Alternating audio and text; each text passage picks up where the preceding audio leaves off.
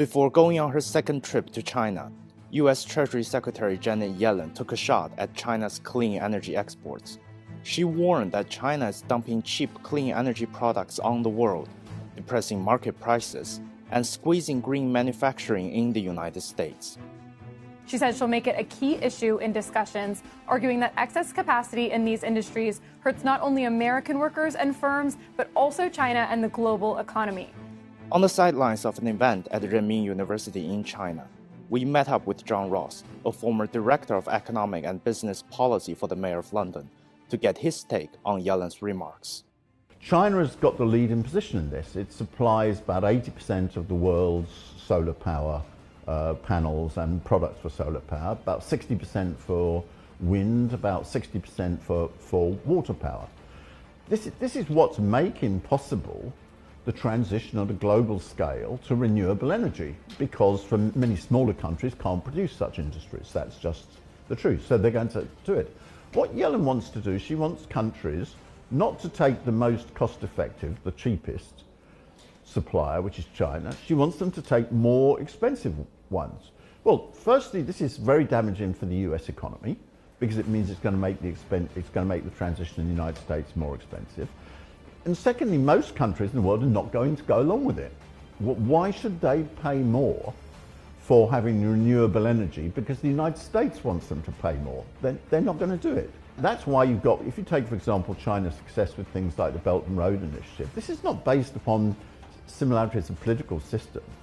If you look at the Belt and Road Initiative, you've got every type of country you can imagine. You've got socialist countries, China, Vietnam, you've got monarchies, Thailand, you've got all sorts of republics.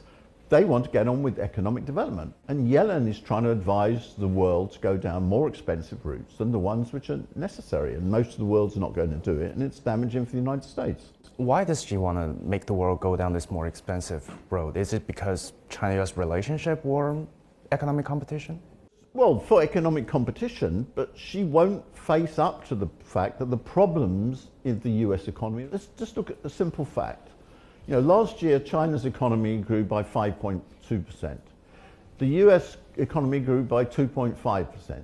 That means China's economy grew more than twice as fast as the United States.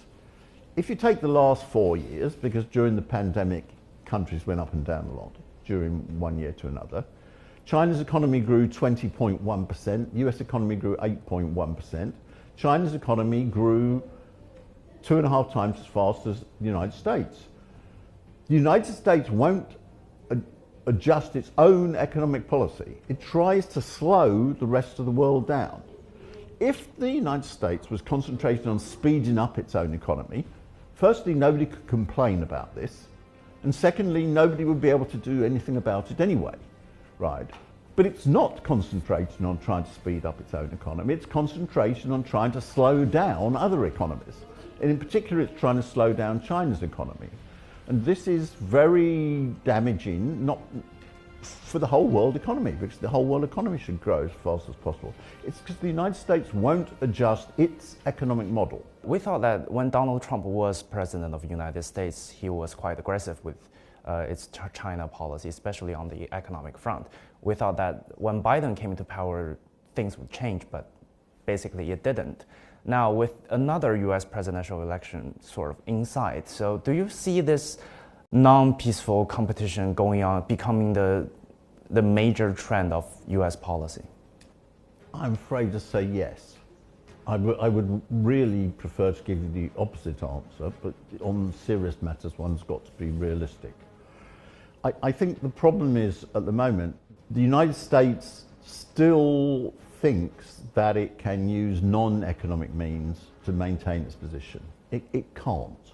The United States is trying to do something which is impossible, which is China has more than 4 times the population of the United States. That means, by simple matter of arithmetic, when China's GDP per capita becomes even 1/4 of that in the United States, it becomes the largest economy in the world. There is a dangerous period while the United States makes this adjustment, because of course China is not aiming to become the largest economy in the world. That's not what it's doing. That's not the aim of China, to become a large economy in the United States.